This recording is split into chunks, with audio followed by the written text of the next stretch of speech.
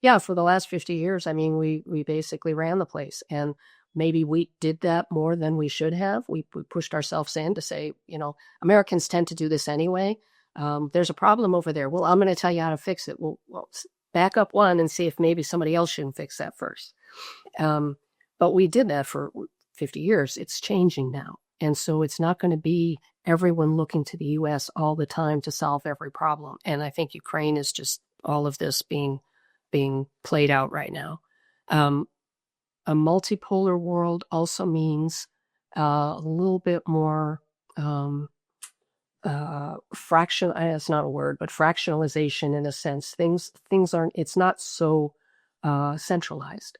So I think it's not going to be anymore that you can get a contract with a big, giant U.S. company that's working in 20 countries. Welcome to the Future of GovCon, a weekly podcast that looks at what is happening now and how it will impact the future of our industry.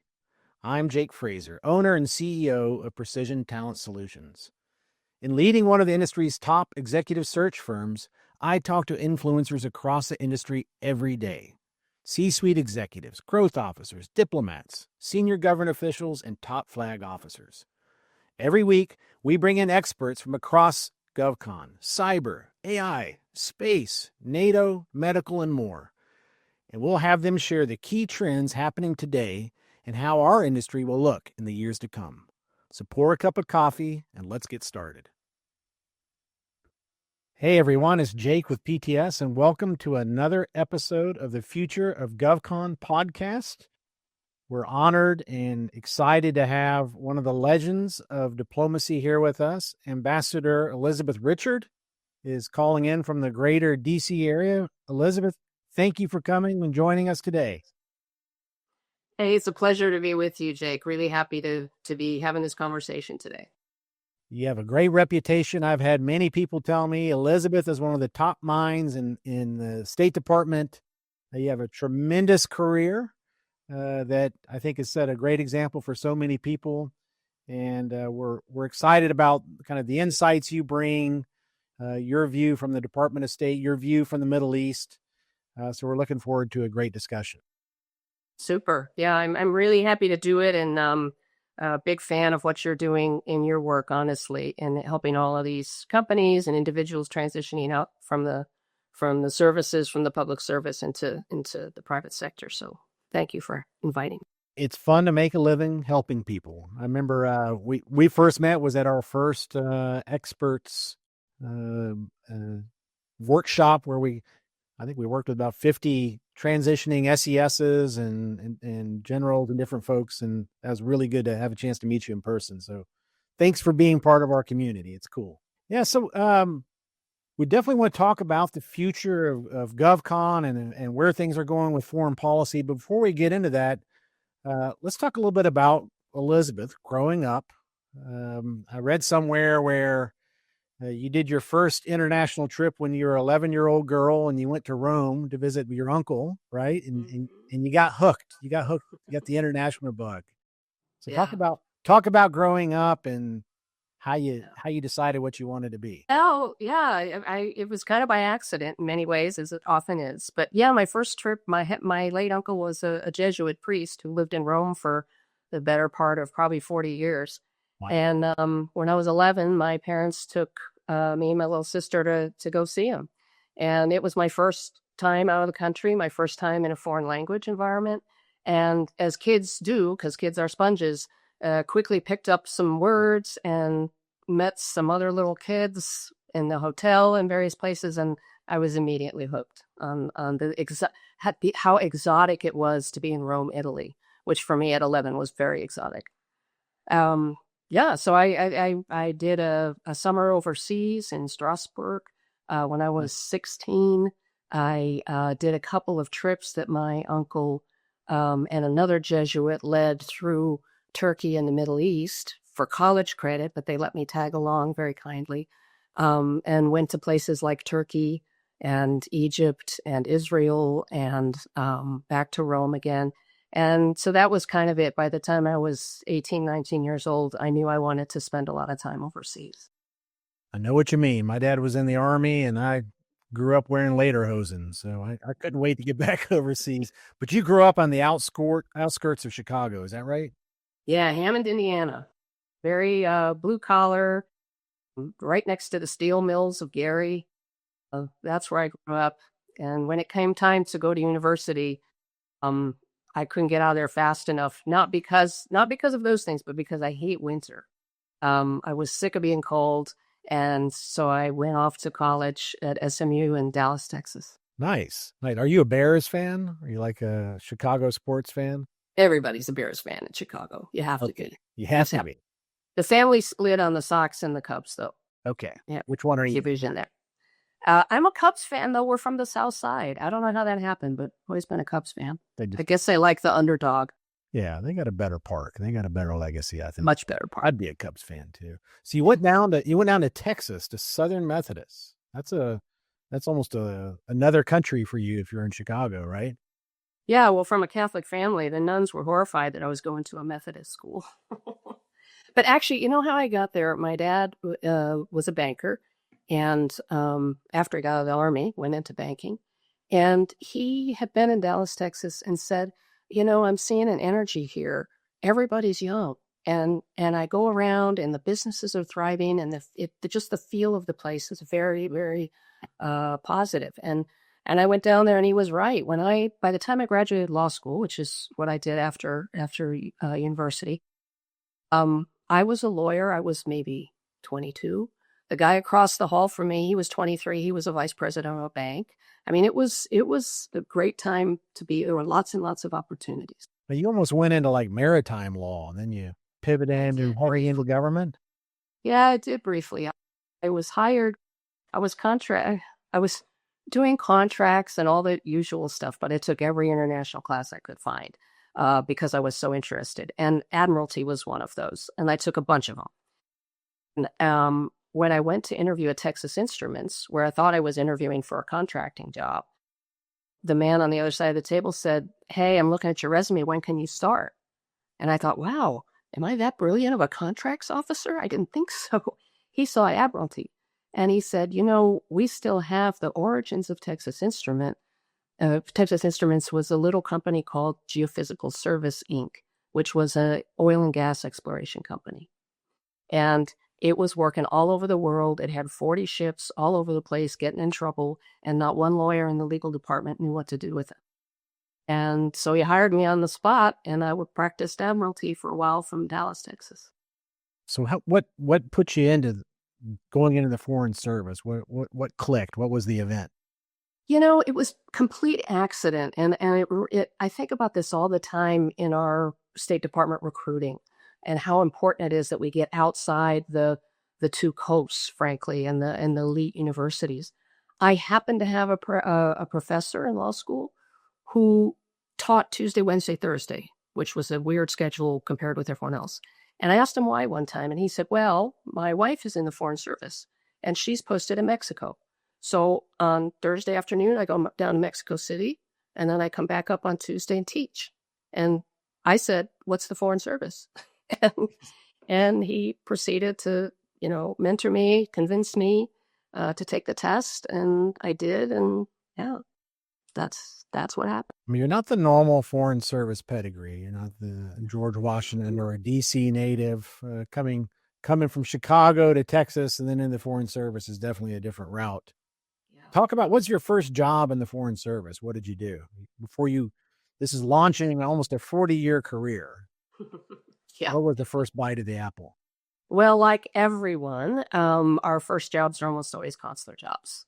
You work in the visa section, you work in the American Citizen Services section. So I was sent to Guayaquil, Ecuador. Wow. To work as a consular officer. And it was, it's a very good basic training ground for everyone. The Foreign Service is still, and diplomacy, I think in every way, is still very much a apprenticeship system. It's really hard to learn this stuff out of books. And sitting on a visa line, you sure learn a lot about people and judgment and how to assess lots of things from interactions and micro expressions and all of that to looking at the background of a person and saying, does that make sense? Or is there something off here? I think when many years later, when I was doing counterterrorism work, I think that early experience on the visa line really kind of set me up mindset wise. So I can't imagine keto in the late 80s. That must have been madness, huh? Well, I was in Guayaquil, which is down on the coast. Oh, that's The right. business center of the place. So Quito was the capital and quite fun and beautiful. And we were down in the port city with the rats and the crime and the usual, port city vibe, which for me at the time was actually really exciting and fascinating. So you spent some time in South America, and then you started climbing the ladder, as one does. Talented people start climbing. So talk a little bit about your career track in the Foreign Service. So I didn't, unlike lots of people, I didn't really have an idea of what I wanted to do. That's many people come in, I want to be an Arabist, I want to be an East Asia specialist. I didn't have any desire to do anything particular except be in interesting places and do interesting work. Um, I ended up in our entering class, met another officer, and we ended up getting married quickly after that, and that meant a different kind of career because you can't supervise one another. You're trying to find two jobs at the same place at the same time that don't overlap in a way that's inappropriate in the workplace, and so that became a challenge. And for that reason, we served far and wide, which actually now, when I think about it, was a blessing because I think this variety of experience. And it's something I would say to all your companies, once you find yourself in a very narrow, area of specialty, you should be thinking about, am I too deep down this one hole? Because that broadness of experience meant when I was faced with really knotty challenges, I could draw an experience from somewhere else. Whereas the specialists in the area were often just drawing on the same kind of hamster wheel of past history and experience. So you kind of stayed at a generalist level out of practicality, right? Being married to another Foreign Service officer. Exactly. So we served in Southeast Asia, Singapore and Bangkok. We served in Washington. We served in Rome, my one and only kind of first world post in my entire career, if I think about it. And then got into the little crazier parts of the world. Well, I know your husband had a huge impact, and having dinner, you guys sitting down to dinner, would you talk shop, and how do you compartmentalize?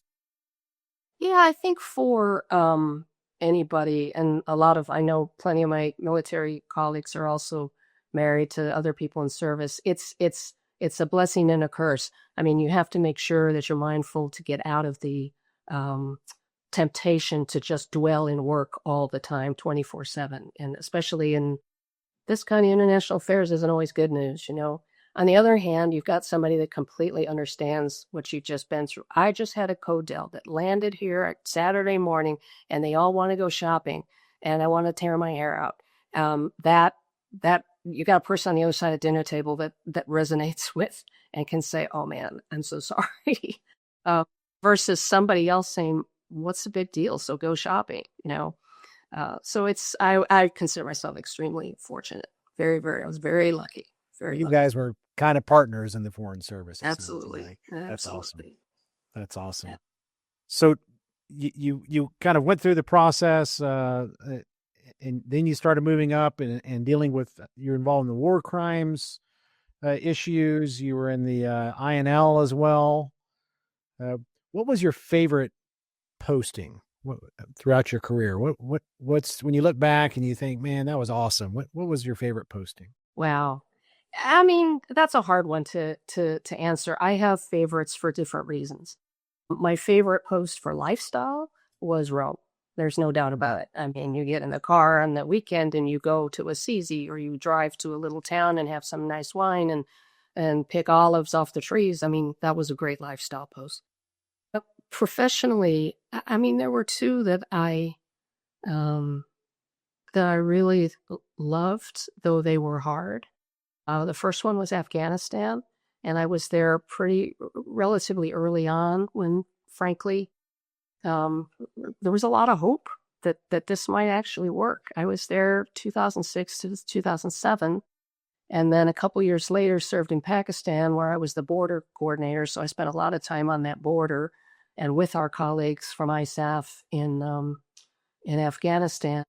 And for a while, it was very optimistic days, and we really thought it could work.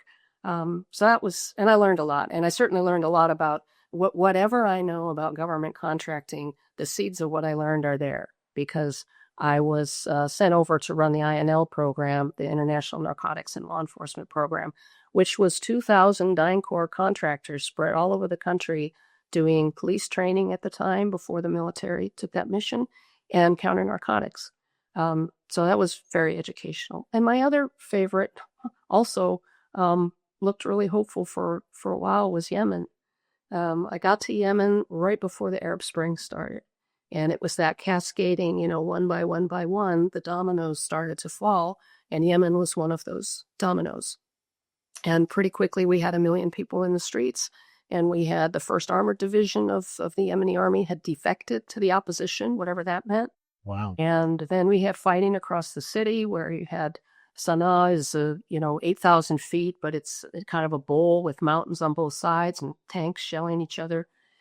And through probably the most intensive diplomacy I've ever participated in and a very strong, focused, multinational effort, we got Saleh to step down peacefully. He did not get hung from a light post. He left. We had an election. And all of a sudden, you had a bunch of young people writing a new constitution and having a national dialogue. And the tribes and the fighting was over, and the tribes were compliant for a while, and it worked really well until it didn't. Yeah. But for a while, it looked really good, and I had friends, senior people in the State Department, calling us and saying, "Do not tell me that Yemen is going to be the one success story out of the whole Arab Spring." But sadly, it couldn't hold, and you see where we are now. So what's it been like to be a woman? I mean, these countries, Pakistan, Afghanistan, Yemen, eventually Lebanon, being a woman in the Foreign Service and dealing in predominantly Muslim countries, has it been a attribute? Has it been something that's played to your favor? Has it been a challenge? Talk about a little bit about that. Yeah, I mean, I talk about this a lot with younger female and older female diplomats who are thinking about how to navigate that. I mean, I think it can feel like a big burden and a big disadvantage, but I think you got to flip the script a little bit and look at the advantages that you do have. So the first one is you're an American citizen. You're representing the United States. Just that means people who might not otherwise want to deal with you will happily deal with you. That was my experience in Afghanistan. Tribal leaders who never would have sat down with a woman in public were happy to sit down with me because I was an American, and B, I was running a program that had potential benefits for them. Lots of money flowed, as you know, in those days in helping these tribes kind of move into a little bit more modern approach. So that's the first thing. I think the second thing is, in many of these countries, an American female diplomat is kind of a third sex. They kind of don't know what to do with you. You're not a man, that's for sure, and you're not going to sit around at night and drink whiskey and smoke cigars with them, unless it's Lebanon. Then you do. But anyway, that's separate. But they also have to deal with you and want to deal with you for their benefit. So they don't quite know how to deal with you, which you can use to your advantage. And then the third thing I would say is that being a female in the Middle East gives you access to 50% of the population that in the more conservative countries your male colleagues will never have. I was in Yemen. I remember being invited to a party by the wife of the foreign minister, and the wife of the prime minister was there, and there were probably 50, 60 people, the wives and daughters of the most elite people in the whole country. And I had captive audience there for me to talk to them about all the things and have a great time. and my male colleagues could never, ever have accessed that world. But at the end of the day, these people are talking to the prime minister and the foreign minister over dinner. Um, and, and, Afghanistan was the same way. I could go into the women's quarters in these places and sit with the wife or wives of the tribal leader and the children and talk about things that gave you access, and insight into what was really going on that was extremely valuable to us.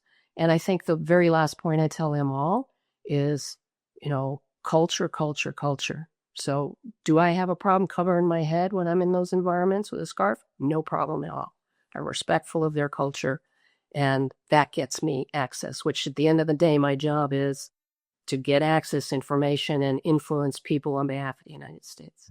So in essence, being a woman gives you more access because you can talk to both sides. Mm-hmm. And can I say one more thing that may come across as a little sexist, but it's true? Yeah, go ahead. Got permission? Sure, okay. Go ahead, please. I will have also found in that world that the men inherently dismiss, although they're happy to sit with you, they're happy to talk to you because you're the American diplomat or the DCM, the ambassador, whatever it is. They also inherently dismiss you. They dismiss your intellect. Because women fundamentally just cannot be smarter than men, and that's just the way it is. But I'll sit and talk to you. That can also be manipulated. I have sat in meetings where I have said nothing more than, really? How interesting. Tell me more.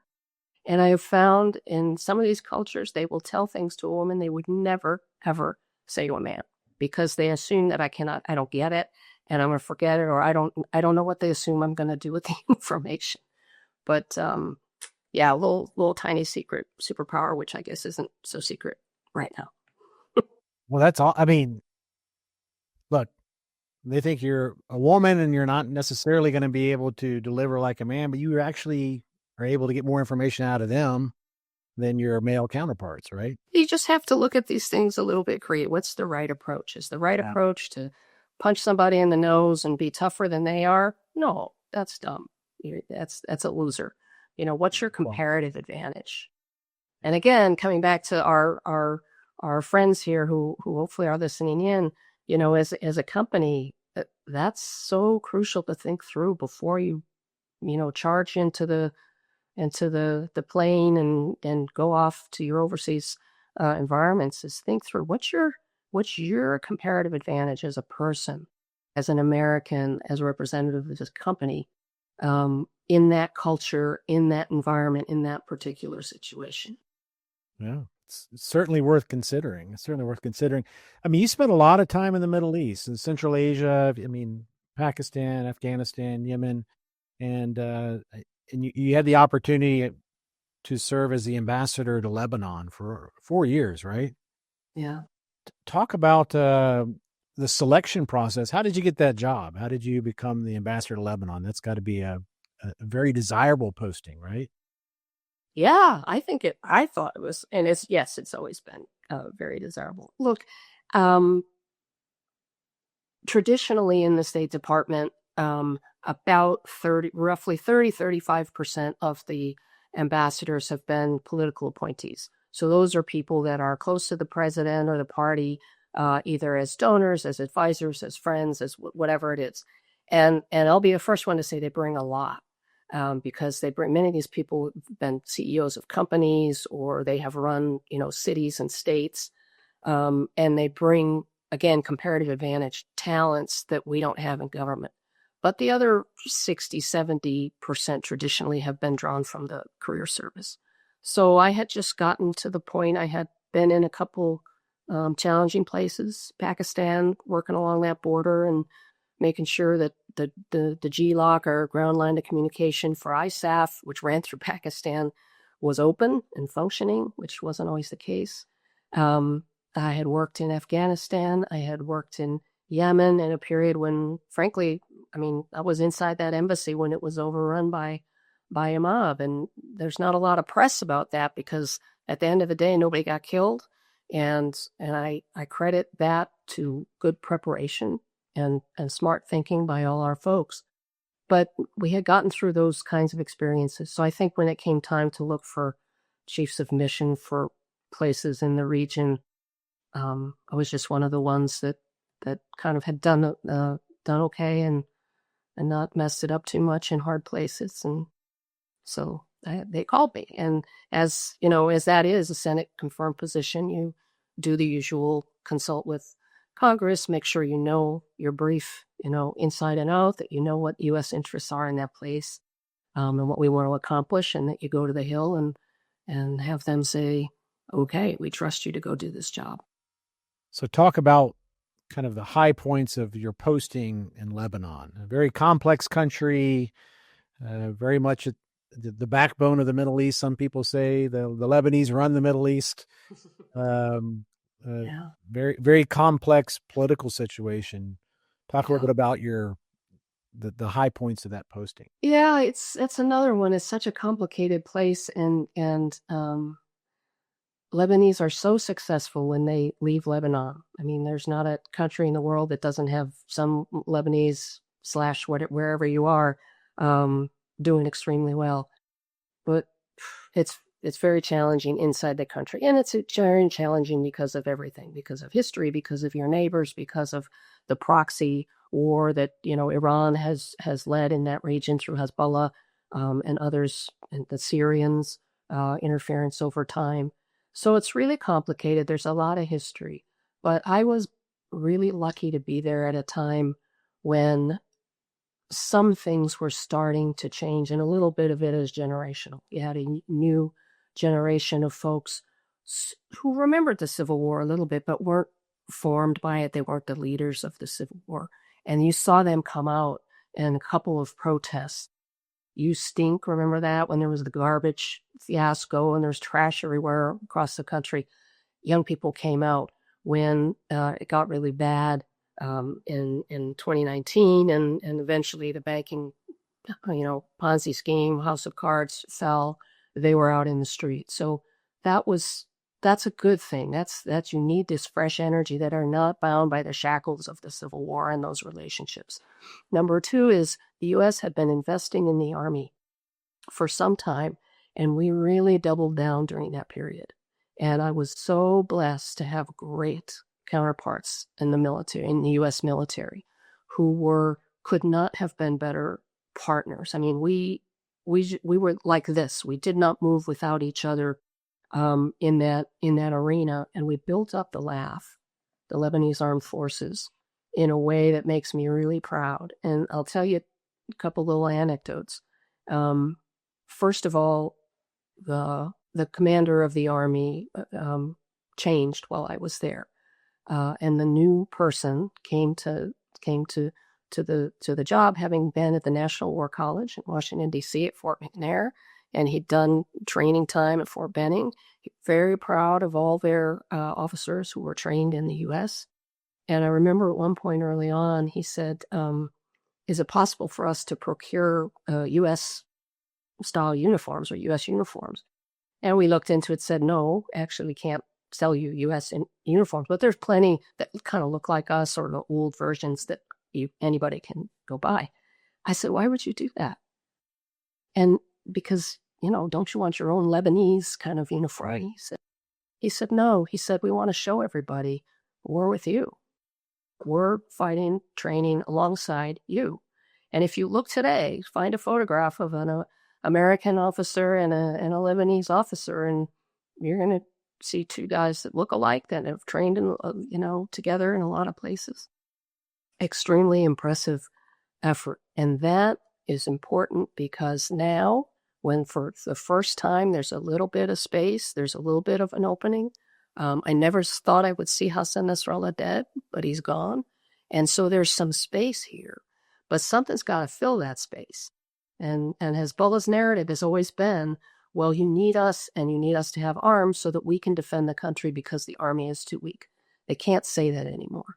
And the army has proven itself not just in some some combat and stuff up on the border, especially along the Syrian border with ISIS and others, but in dealing with the population, in managing protests, when they said these young people have the right to be out on the street, and there were senior people in the government from time to time that said, crack down, let's arrest these people, get them off the streets, this is embarrassing.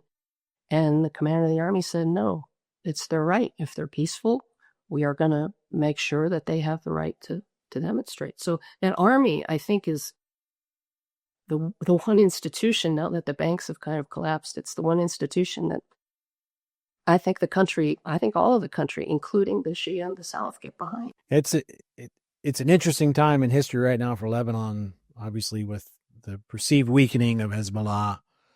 There is a gap to be filled, and hopefully we have the initiative to do that, to support that country. It's such a key ally in the region. It really is, and we have a moment now. So that man who was the general of the LAF is now the president of the country. And you now have a prime minister who's extremely accomplished diplomat himself. And you're getting away from the tyranny of the old warlords. And again, very, very, very competent youth population. This is the first time I see the possibility for this to really turn. Let's hope. Let's hope good things happen. And you kind of capped out your career in the Department of State being the coordinator for counterterrorism, which is an ambassador at large title, which, as I understand, is more of it's not assigned to a specific area, a geography. It's more of a global type role. Talk a little about what you did in that capacity. Yeah, so that office, fundamentally, its role is to be part of the counterterrorism. There's actually there's a board of directors, the counterterrorism element of the United States. So in the State Department, we have relationships, of course, diplomatic relationships with lots and lots, with everybody, obviously. We, intelligence communities also, and we have 18 intelligence entities in the U.S. government. Some of them have their own relationships, but you got to pull all this together, kind of one team, and that's very much what that job is about. And it's also about deploying the kind of diplomatic efforts of the U.S. when it comes to counterterrorism issues with other countries. So, for example, this last year and a half, we really turned a corner, I think, with Turkey, in the relationship with Turkey. It had gotten a little bit frothy, a little bit friction filled, but there were some terrorism issues that were extremely concerning. And you'll remember a couple of Tajiks who did attacks in Istanbul. They did the big attack in Moscow, where a lot of people were killed. A couple of attacks in Europe. And what that meant is my office very much led an effort to say, for example, with Turkey, who were critical to getting on top of that problem. Look, we've got our friction points here, but let's sit down and talk about this, because this affects all of us and we need to collaborate. So that's one big part of that job. The other big part of that job is to connect kind of our overseas counterterrorism cooperation with the domestic stuff.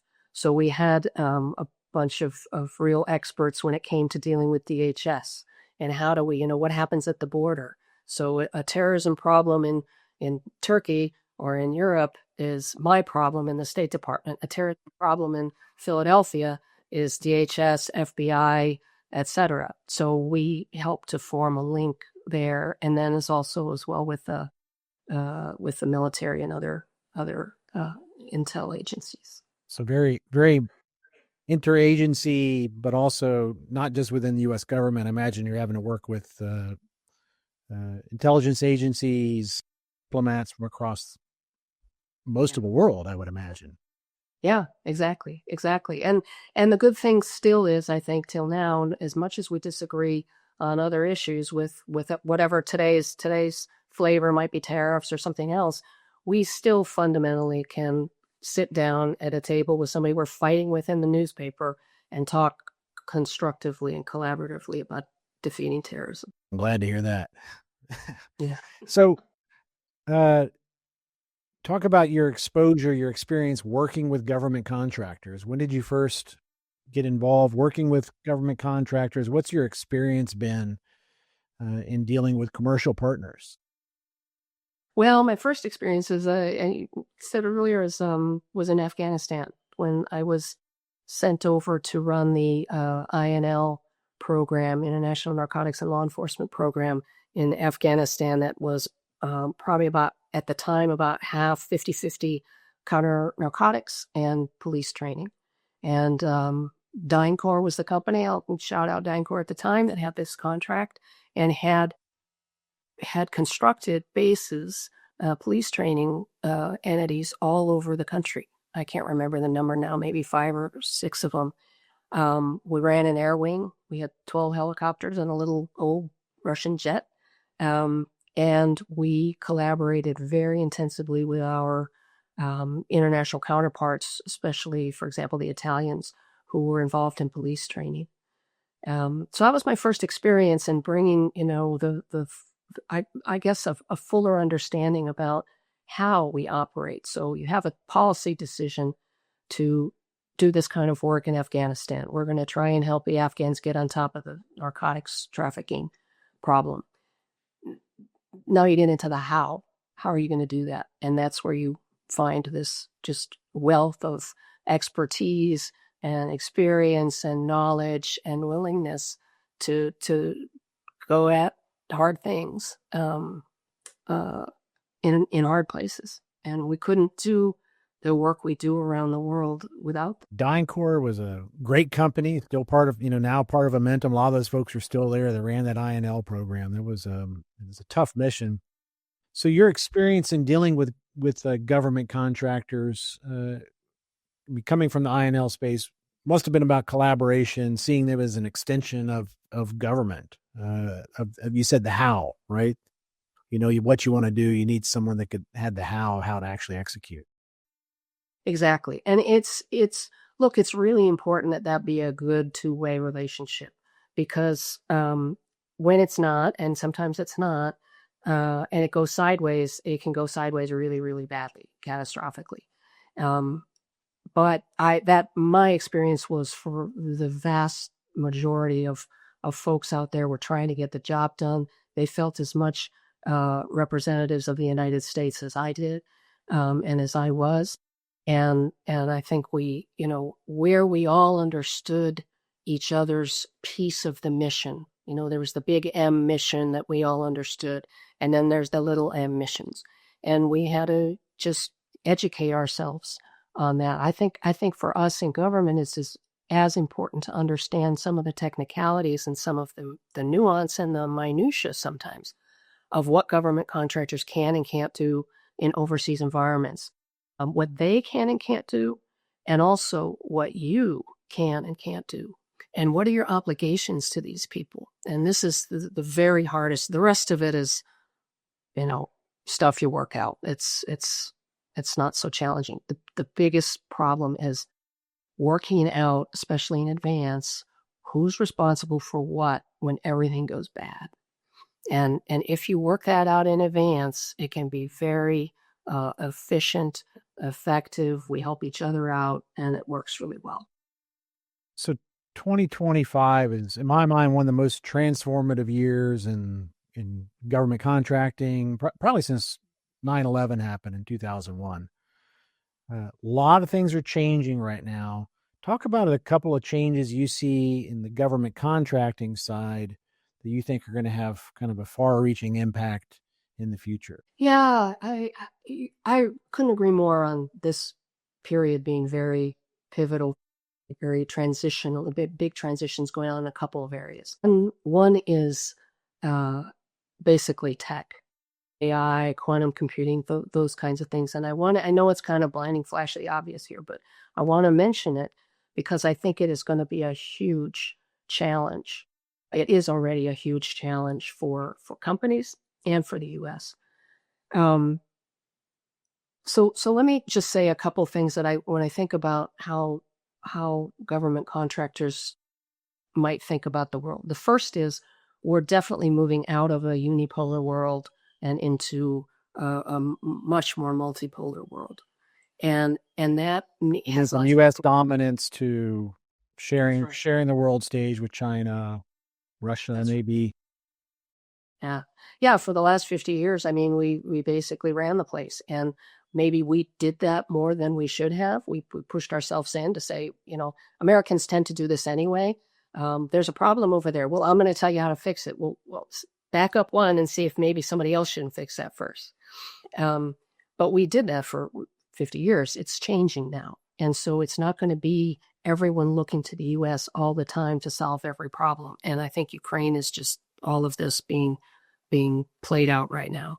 A multipolar world also means a little bit more that's not a word, but fractionalization in a sense. Things aren't, it's not so centralized. So I think it's not going to be anymore that you can get a contract with a big, giant U.S. company that's working in 20 countries. You may have to go get a contract in those 20 countries one by one. That's one part of it. Two is there are many more kind of middle powers emerging now that are actually very active in this space. So I think again about Turkey. Lots of industry, articles and commentary about how much they are doing in the drone world. That's something that we can't ignore. We're no longer driving that piece of the industry, for example. So you got to take stock of those emerging kind of middle powers, and maybe what's out there for you is a little more of a chance to partner with them. We still, as the U.S., have strengths and comparing advantages in all of these areas that others don't have. They are trying to catch up, and they're doing a pretty good job in a couple of areas. But this may be a time when you partner with companies in other countries or with other governments, hopefully friendly governments, versus trying to do it all centralized in the U.S. The second piece of the unipolar world, I think, is back to technology. And this is where it's first of all, it's growing faster than we have the ability to make rules about it. So in the old days, we started flying planes across international borders. That was a nascent industry, and it developed a little bit slowly, and we had a chance to make rules about international aviation. Undersea cables, telecommunications. We have rules and internationally agreed structures for all of that. But this stuff is metastasizing, and it's developing way faster than we can make rules or get other people to agree to rules in how we use it. And that's on AI, and that's on cyber, and that's on space. How many countries are putting satellites in space right now? What's the rules for, where's my application to put a satellite in space? There isn't one. You just throw that thing up there. So I think the tech piece of this is going to require government contractors to be a lot more agile, creative, quick, and truly international, not just American contractors. Thinking internationally. That's a big part of it. I think the third thing I'd mention is just what's happening here at home. And this has been coming for a while. This is not a sudden change in this administration. For a while, I think American people have struggled to understand why we are involved in all the places we are around the world. Why is it our problem to fix Afghanistan? Why is it our problem to fix, really fill in the blank? And equally, why is it our problem if there's a famine in Sudan? That's a legitimate question to ask. But I think what we're seeing is a trend line where the American public is much more inwardly focused on the problems that we have here at home and a little less willing to be out there solving other people's problems and, frankly, spending U.S. government and taxpayer money on other people's problems. And so I think for government contractors, for sure, we are not going to be spending the kind of money we spent in development and humanitarian affairs. Clear. Yeah. That is not going to be reconstructed. We will have substantial military budget. I'm confident of that. But where it is directed is a little bit unclear. I would say one thing, again, back to tech, that we can build another aircraft carrier, sure, and maybe we need a couple. I defer to my Navy friends on that. But the time it takes you to do that is a real opportunity cost. What's happening on the tech and AI and cyber and everything else is your aircraft carrier may be obsolete by the time you build it, because all these other tools have been developed that'll let our allies defeat us before we ever launch the ship into the water. Let me ask I want to ask a question, jumping ahead. It's jumping ahead of my next question, which is, where do you see things in 3 years? What do you see the State Department?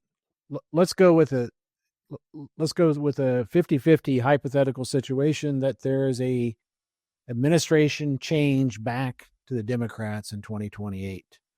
What do you see the new strategy? We're not going to go back in time, I can't imagine, the State Department, after it's been through this massive transformation.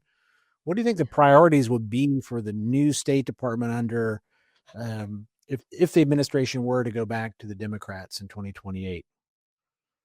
Would aid and development come back? Would we become more ambitious in our excursions internationally? I mean, companies want to know this. Yeah, I really don't know it. I think, look, we're going to have an election in 3 years, that's for sure. I don't think it matters which party wins when I say that we are not going to just recreate what's just been disassembled. Because again, there's an underlying dynamic in what's being disassembled here, which is the American people are just not bought into this old vision of America as running the world. So, if there's a change in party, I think, again, regardless if there's a change of party, I think that we will find that we cannot afford to not be present. So right now we're downsizing very significantly in the State Department. There's talk of, do we need an embassy in every country? Do we need an ambassador in every country? I think we will find out, and I believe strongly that we do, because at the end of the day, there is no substitute for those person-to-person relationships, that human understanding of the dynamics in a place that gives you the feel, the kind of very delicate feel that you can say. And I think about some of my colleagues who've done, for example, Iran negotiations and some of the Middle East diplomacy, et cetera.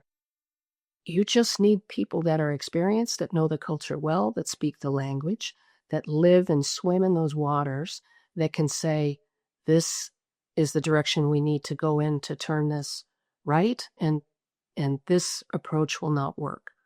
And we might find out the hard way that we have to get back out there. I think there's no substitute for presence. But I think we will find, and I think whatever party wins will, over the next 3 years, realize that we actually do need to be present in all these places. I think a lot of our audience, the government contractors, everybody's dealing with the changes that are happening now. And I think as we go into the new year, certainly the smarter companies are going to go ahead and start their strategic planning, thinking about a 50-50 chance of some sort of swing back. But from what you're saying, it will be a new reality. It'll be a new world. It'll be a new appetite for investment, and maybe a new opportunity for outsourcing, for using industry versus, boots on the ground, government boots on the ground, having opportunities to be creative with how we use industry. I think that's really important. And that is one thing. I'm glad you said that, because I wanted to get to it. I think these companies, look, you can downsize government all day long, but the underlying function that government provides isn't really going away. Maybe you can say we're not going to do certain things anymore, and fair enough. But fundamentally, those functions still need to be executed. We need to be. Somebody needs to answer the phone at Social Security. They just do, because the public demands it. So you can reduce the size of government, but if the function hasn't gone away, somebody's got to do the work. who is best placed in this world we're talking about are these contractors with this experience and with a lot of them with experience in working overseas. We are going to have to be present. We are going to have to be agile in those places. We talk about competition with China. China is present. Let me tell you, Yes. There's not a place on the planet where there are not Chinese diplomats and government people trying to create openings for their interests and their companies and their strategic advantage. They're really good at using industry to basically lobby on behalf of the government, right? Absolutely. Absolutely. And we cannot compete with that sitting here in Washington, D.C. Yeah, very true. You cannot. The second thing I would say for contractors to think about is expertise. So I keep coming back to tech, maybe because I'm so bad at it that I realize my own vulnerability here to technology. I would say the same thing for the military. I think we will be hard pressed to hire enough people of that high caliber that we're going to need to compete with the emerging, technology giants like China. We're not going to be able to hire enough of them in the government. It's a rare it's a rare resource, and B, we just don't pay people enough. That's it. It's hard to compete. Yeah, very hard to compete. So some will come into public service out of this duty of public service, but it's not going to be enough. So I'll give you a really good example that's old but relevant. In one country I was serving in, the Chinese were there, and they were going to redo the national data management system, the entire thing, with Huawei, and they were going to do it virtually for free. And so my job was to go into this country's leadership and say, no, don't do this, because look, the Chinese are going to be in your business and they're going to export all this information and they're going to exploit you and. And they said to me, well, they said they're not going to do that. And that was it. It was silence, because I got nothing now, because I don't know. I know they are. I know they really, really are. Trust me. No, what I needed is a guy sitting next to me that understood that technology to be able to explain to these people how they were going to do this and why they were going to do this and how this country was going to find itself on its back foot in a couple of years if they went in this direction. That was, for me, a blinding example of how we are going to need this expertise to help us in the diplomacy and in the military strategy and everything else. And we can't hire enough of it at the right price in the government. So I think that is an area where it is wide open for government contractors to help us sit side by side with us and help us. So I want to go back to the Middle East and your expertise there. Talk about, so it's 2028. It's 2028. We're sitting here 3 years from now. We've been trying to get out of CENTCOM, out of the Middle East for the last 25 years. What's going on in the Middle East? What's the U.S. posture? What are government contractors doing in the Middle East 3 years from now? Oh, that's a good one. That's a hard question. I think it will continue to be an area of focus for us, whether we like it or not. So how many administrations in a row have said we're pivoting to China, and then we kind of do, but then we always got one foot in the Middle East. I think we're always going to have one foot in the Middle East. Start with geography. I mean, the geography, the Bab al-Mandeb, the export through the Persian Gulf of oil and gas and all the rest of that is not going to be less important in the near term. That's number one. Number two, our alliance with Israel. I don't see, that ebbs and flows. Maybe we're unhappy with them today and less unhappy with them tomorrow, but that has been a consistent U.S. strategic interest for decades, and I don't see that changing. So we're going to be there. I think the important part of this is picking up, frankly, on what President Trump did in the first administration with the Abraham Accords. I mean, say what you will, and sure, there's lots of ways to complain about it's not perfect, but that was a real kind of first time of stitching together a little bit more comprehensive, at least on the economic and business side, cooperative relationships among those countries. So I think that is going to be critically important going forward, because it's just uh, it's just too critical an area to just leave them to fight it out, and then we'll engage later when you're all done. That's not possible. And there is something here to build on. And I think countries, look at the Gulf countries, look at the Saudis and others, they see they can look over the horizon too. We're not the only ones here. And they can see a day when it's a lot more peaceful and prosperous for all of them. So I think that's where the effort can and should be. And again, presence is critical, and we are not going to have enough people be present to maintain the momentum that you need to maintain when you're doing these negotiations. These are negotiations and trust-building exercises that are inch by inch by inch. And you cannot parachute in and think you've got a deal and go away and not come back again for another year when it's all broken down. You can't be there because the Chinese are there, the Russians are there, our adversaries are there. That's right. And so all our, contractors who are working in that region, either in direct support of U.S. government, either civilian or in direct support of our military presence in those places, but also just as doing business. Again, back to the multipolar world, the Gulf states are very active in lots of places. Why do you have Gulf states very active in Sudan? Why do you have, those guys talking to the Turks? Well, there's stuff going on there.